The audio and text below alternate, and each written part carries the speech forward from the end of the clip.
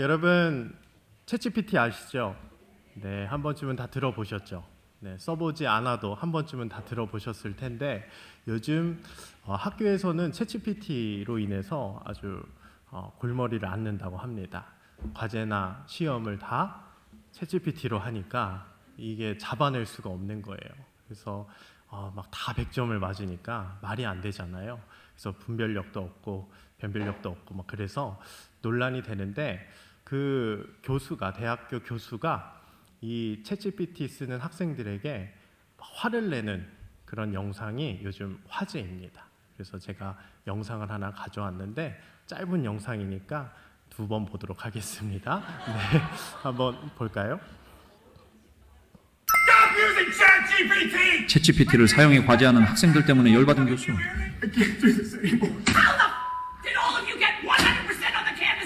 학생들이 전부 100점을 맞아서 어이가 없어한다. 한 번 더 봅니다. 챗GPT를 사용해 과제하는 학생들 때문에 열받은 교수.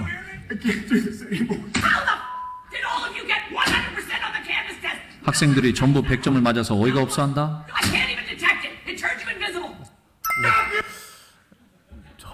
저 첫 번째 교수님 얼굴 보세요. 얼굴 색이 어때요?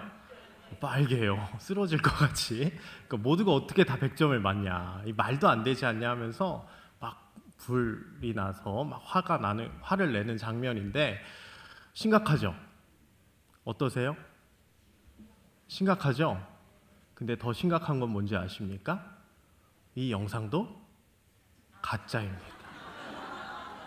충격이시죠? 여러분, 이 판별단들이 있어요, 이제 요즘은. 그래서 이 영상 보고 뭐가 잘못됐다. 근데 보니까 저도 몰랐는데 그 첫 번째 교수가 화를 낼 때 벽에 구멍이 뚫려 있었거든요. 근데 어느 순간 구멍이 사라져 버려요. 그러니까 그런 걸로 이제 아는 거예요. 이게 가짜구나. 그리고 뭐 두 번째 교수가 막 종이를 치는데 종이가 치면은 뭐 이렇게 다른 종이도 막 펄럭거려야 되는데 그렇지 않는 거예요. 그래서 그렇게 판별을 하는, 그래서 알게 되더라고요. 여러분 심각하시죠? 네, 진짜 이제는 진짜 가짜를 이제 구분하지 못합니다. 심각합니다. 여러분 딥페이크 요즘 범죄가 난리죠. 네, 유재석이 어떤 광고를 막 찍은 영상이 나오는데 유재석은 안 찍었대요. 그 얼굴을 가지고 그냥 도용을 한 거죠. 그래서 광고를 그냥 내보내는 겁니다. 우리 삼락교회도 유재석이 홍보할 수 있어요. 정말 그런 시대가 왔습니다. 예전에는 가짜 영상 보면 이거 가짜네. 근데 이제는 진짜 모르겠어요. 정말 어려운 시대, 정말 거짓이 난무하는 그런 시대를 살고 있습니다. 여러분 보이시피싱 진짜 조심하셔야 돼요. 그렇죠? 자녀의 얼굴 도용해가지고 진짜 여러분들에게 영상을 보낼 수도 있습니다. 진짜 같아서 놀래가지고 나도 모르게 그 범죄에 연루될 수가 있는 겁니다. 나도 모르게 내 얼굴이 인터넷에 떠돌아다닐지도 몰라요. 진짜 가짜 구분을 못하겠습니다. 이렇게 우리는 오늘날 이 진짜와 가짜가 뒤섞인 시대를 살고 있습니다. AI로 인해서 가짜 뉴스가 판을 치고 있고요. 무엇이 사실인조차도 분별하기 어려운 시대를 살고 있습니다. 이제 앞으로 점점 발전할 것이고 더 빠르게 발전할 것입니다. 어쩌면 지금도 우리는 거짓된 정보를 사실로 알고 있는 것들이 있을 것 같습니다. 속속들이 하나하나 파헤쳐 볼 수는 없지만 그 거짓된 정보를 사실인 양, 진리인 양 받아들이고 그 거짓된 정보 때문에 고통을 당하고 있을지도 모릅니다. 이러한 거짓은요, 우리의 가치관에 스며들고요, 알게 모르게 우리를 갉아먹고 괴롭히고 있다라는 것이죠. 그런데 이러한 혼란은 사실 지금뿐만 아니라 우리가 역사적으로 계속 이어져 왔던 것입니다. 반복되어 왔던 문제예요. 인간은 언제나 거짓을 진리로 착각하고 진리를 거짓이라 매도하며 살아왔습니다. 대표적으로 천동설입니다. 여러분 천동설이 뭐죠? 지구가 도는 것이 아니라 태양이 돈다. 사실 말도 안 되는 것인데 그 당시 사람들은 이것이 절대적인 진리라고 믿었습니다.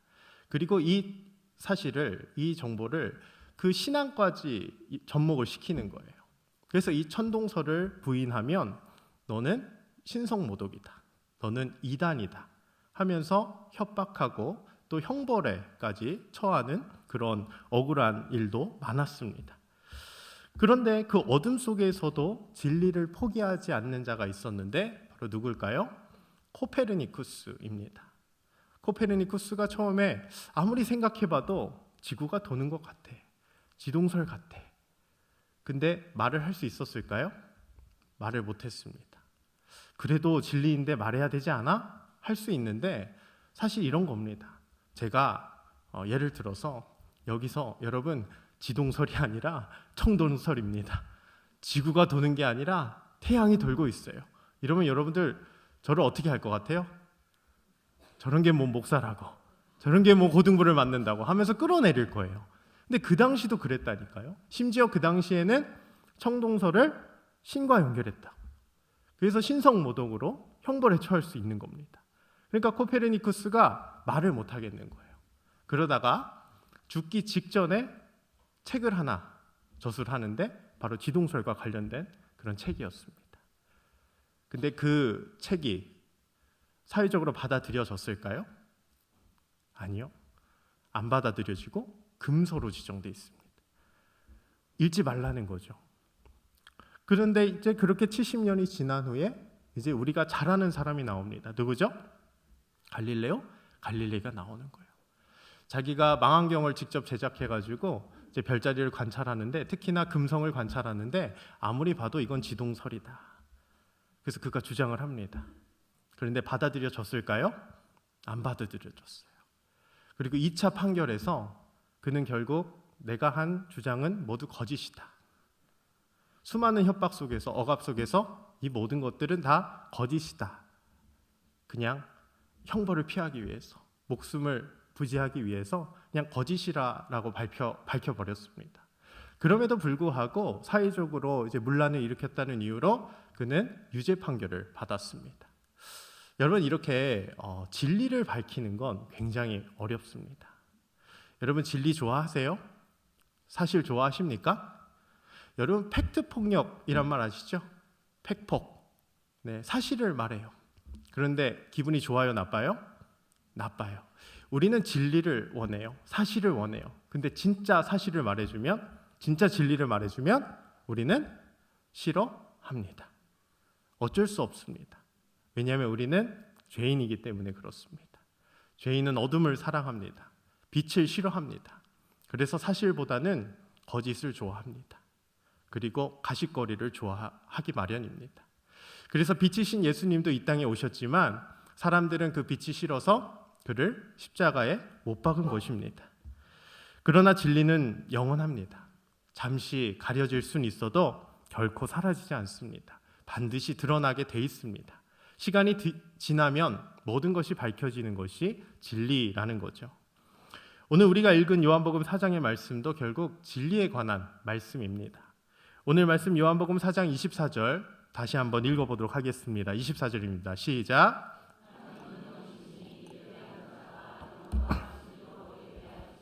아멘. 오늘 사마리아 여인은 유대인들에게 철저하게 배척받고 또 핍박을 받던 존재입니다. 단순히 그가 남편이 많아서가 아닙니다. 사회적으로 무리를 일으켜서가 아니라 그 개인적인 문제를 넘어서 역사적으로 거짓된 정보 때문에 그는 계속해서 고통을 받고 있던 존재였습니다. 과거 북이스라엘이 여로보암 이후에 하나님이 정하신 예루살렘을 버리고 단과 베델에서 새로운 제단을 쌓고 거기서 하나님을 예배하였습니다. 그 과거 이스라엘이 우리나라처럼 남북으로 분단이 된 겁니다. 그래서 북이스라엘 초대왕은 여로보암이고 남유다의 초대왕은 르호보암이었습니다. 그런데 그 여로보암이 걱정이 되는 거예요. 왜냐하면 유대인들은 명절만 되면 그 남유다에 있는 예루살렘에 가서 매번 예배를 드렸었습니다. 그게 말씀이었거든요. 그 말씀을 지키기 위해서 분단이 되었지만 남유다 예루살렘으로 가서 예배를 드리는 거예요. 그러니까 북이스라엘 왕 여로보암 입장에서는 자신의 백성이 그 남유다로 가서 예루살렘에서 예배를 드리는 것이 못마땅한 겁니다. 그래서 말씀대로가 아니라 임의로 자신이 단과 베델에다가 새로운 제단을 쌓고 이제 너희들은 여기서 예배해라 하면서 명령을 합니다. 그래서 그때부터 북이스라엘은 단과 베델에서 하나님을 예배하였습니다. 그리고 북이스라엘은 계속해서 이방 민족들과 결혼을 했어요. 그래서 혼혈 민족이 되었습니다. 그리고 그 혼혈 민족의 대표가 바로 오늘 사마리아인들입니다. 근데 또 사마리아인들은 신명기 말씀을 자신의 마음대로 이제 인용해서 이 그리심산에서 예배를 해야겠다. 그래야 하나님이 우리의 예배를 받으신다 해서 그리심산에서 사마리아인들은 예배를 하기 시작합니다. 그렇게 예배가 계속 이어져 온 겁니다. 그러니까 유대인들 입장에서는 사마리아인들은 혼혈 민족이고 또 예루살렘 이 성지에서 예배하는 것이 아니라 자신들이 정한 엉뚱한 곳에서 예배를 하고 있으니 유대인들 입장에서는 그들은 이단인 거예요. 그들은 우상 숭배하고 있는 겁니다. 그러니까 사마리아인들을 개만도 못한 존재. 정말 요즘 극혐이란 말 쓰죠? 극도로 혐오하는, 정말 싫어하는 존재였습니다. 그래서 이스라엘 지도를 보면은 사마리아 지역은 그 한가운데 있습니다. 그래서 북쪽으로 가든 남쪽으로 가든 그 사마리아 지역을 지나가야 빨라요. 그런데 유대인들은 그 사마리아 지역을 지나가기 싫어서 일부러 멀어도 뺑 돌아갑니다. 그만큼 사마리아인들을 혐오하고 싫어했습니다. 유대인들은 계속해서 핍박을 했다라는 겁니다. 근데 주님은 그 유대인들이 혐오하는 그 사마리아 지역을 일부러 지나가십니다. 바로 거짓의 피해자인 그 사마리아 여인을 구원하기 위해서죠. 사마리아 여인은 때가 6시에 물을 기르러 갔다 말합니다. 때가 6시라 하면 우리 시간으로는 정오입니다. 태양이 가장 높이 뜰 때에, 가장 더울 때에. 근데 이스라엘은 너무 더워서 그 시간에는 아무도 일을 하지 않습니다. 길거리에 아무도 없어요. 그 길거리에 아무도 없는 시간에 물을 뜨러 간다. 사마리아 여인은 사마리아 그 지역 안에서도 고난과 핍박이 있었던 사람입니다. 왜 그럴까요? 남편이 너무 많아서 손가락질 받는 거죠. 비난받는 거죠. 그래서 사람들의 시선이 싫어서 그 아무도 없는 그 시간에 물을 뜨러 가고 있는 겁니다. 그런데 그 뜨겁고 외로운 시간에 우리 예수님을 만나게 되는 거죠. 예수님과 대화를 하면서 그녀는 그분이 보통 내기가 아니다. 보통 랍비가 아니다. 참된 지혜자임을 알게 됩니다. 왜냐하면 내 얘기를 하지도 않았는데 너에게 남편이 몇이 있었다. 다 알고 계신 거예요. 그러니까 이분은 정말 지혜자다. 정말 대단한 사람이다. 그 지혜자에게 오늘 사마리아 여인은 첫 질문이 이거였습니다. 우리 조상들은 이 산에서 예배하였는데 당신들은, 유대인들은 예루살렘에서 예배해야 한다고 합니다. 그럼 도대체 어디서 예배를 해야 되는 겁니까? 여러분들이 참된 지혜자를 만났다고 생각해 보십시오. 정말 대단한 지혜자인 것 같아요.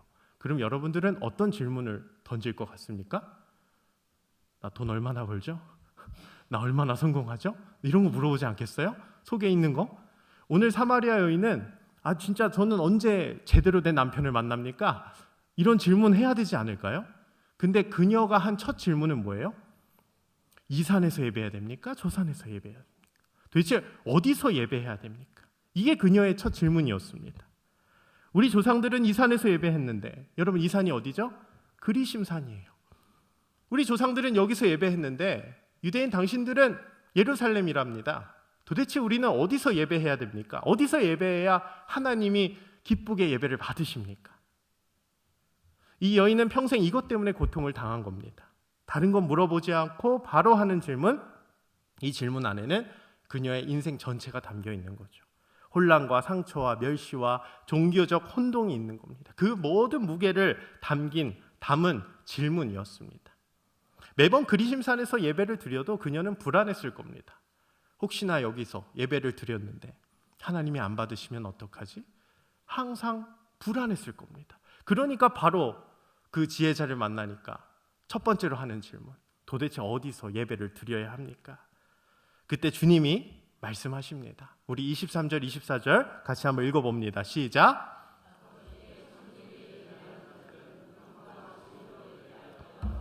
곧 이때라. 하나님은 영이신 하나님은 영이시니 예배하는 자가 영과 진리로 예배할지니라. 아멘. 결국 장소가 아니라 우리는 영과 진리로 예배해야 한다는 겁니다. 여러분, 먼저 하나님은 영이십니다. 우리와 같이 육체가 있으신 분이 아닙니다.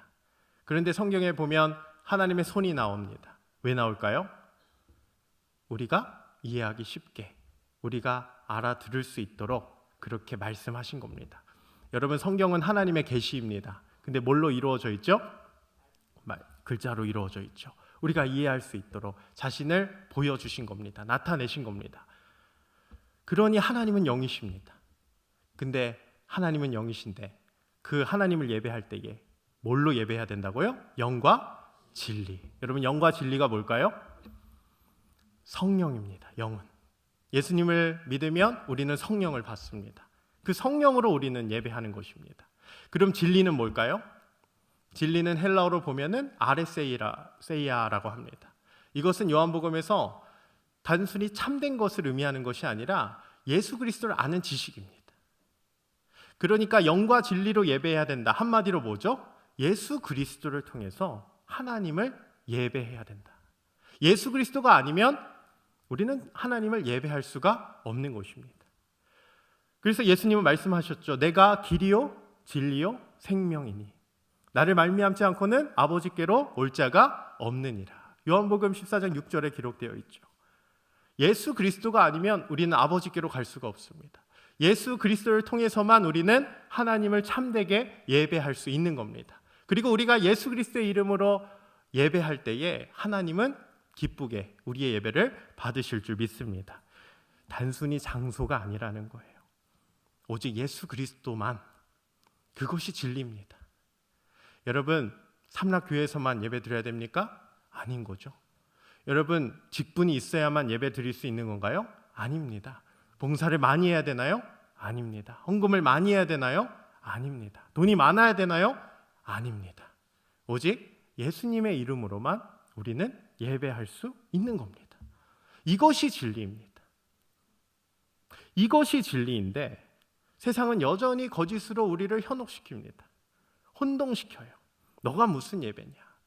너 같은 죄인이 무슨 예배냐? 가진 것도 없는데, 너같이 할 수 있는 게 아무것도 없는데 무슨 예배냐?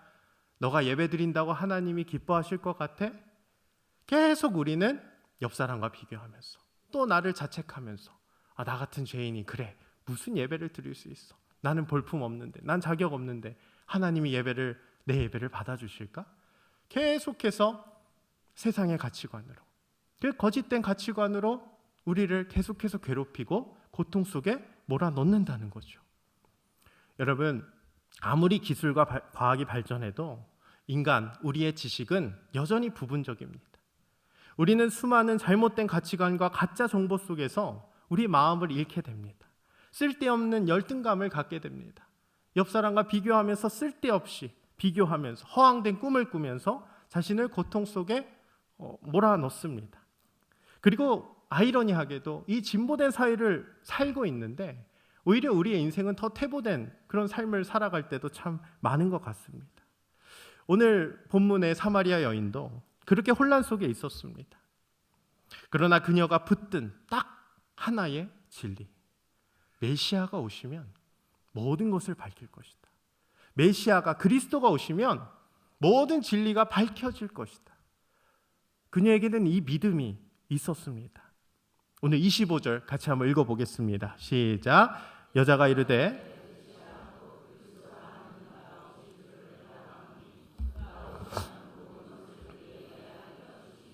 아멘. 이 여인의 말에 예수님의 한마디, 내가 말하는 내가 그니라. 바로 내가 메시아, 내가 그리스도다 말하는 거죠. 그토록 기다렸던 메시아를 발견한 겁니다. 그가 오시면 모든 것을 밝혀질 것이고 개인적으로 조롱받고 역사적으로도 조롱받고 내 예배가 참된 예배인지 몰라 고통스러운 것을 지금까지 그 믿음 가지고 잘 참아왔는데 그토록 기다리던 메시아 그리스도가 지금 내 눈앞에 있는 것입니다. 그 순간 여인은 물동이를 버려두고 동네로 달려갑니다. 그 물동이는 자신의 모든 과거를 상징한다고 할 수 있죠. 거짓으로 고통을 당했던 지난날의 모든 세월입니다.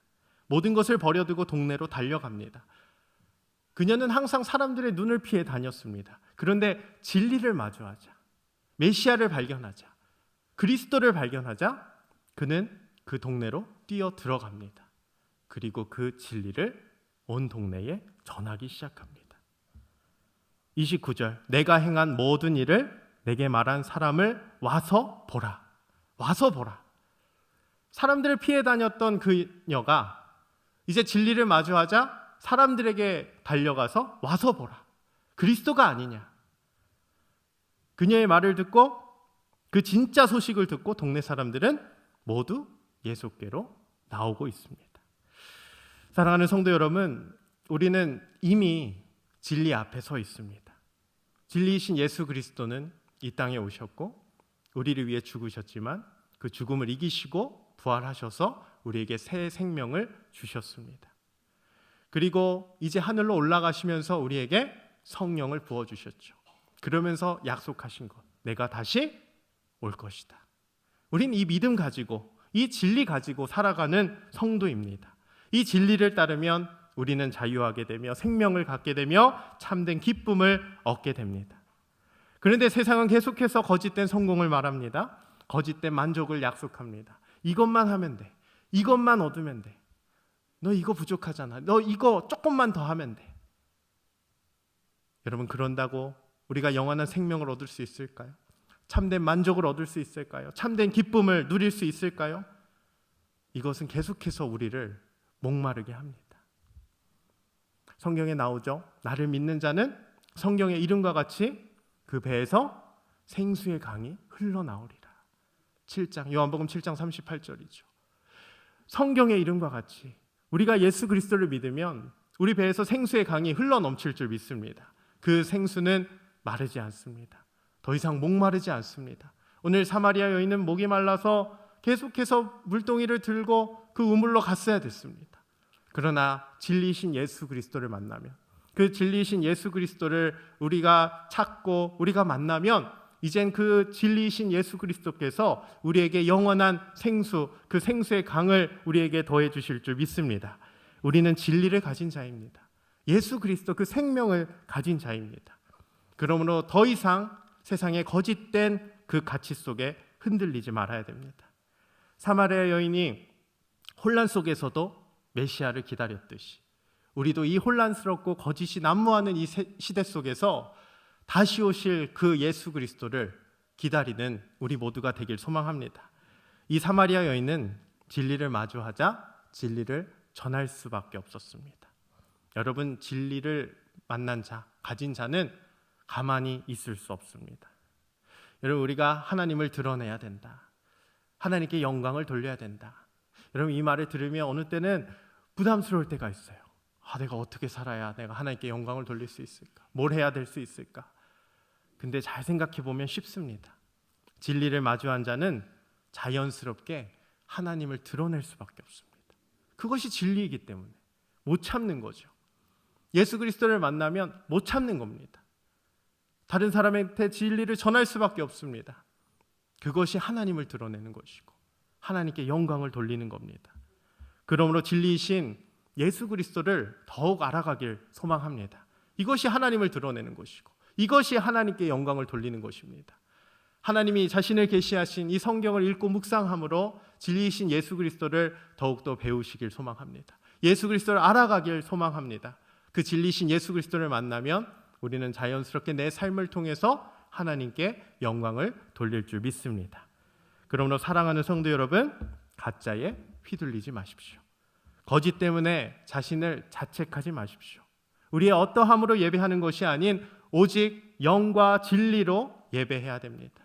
예수 그리스도를 통해 하나님을 예배해야 됩니다. 장소가 중요한 것이 아닙니다. 멋진 말, 멋진 찬양, 직분, 우리 돈, 이게 중요한 것이 아닙니다. 오직 예수 그리스도로, 예수 그리스도의 이름으로 하나님을 예배하길 소망합니다.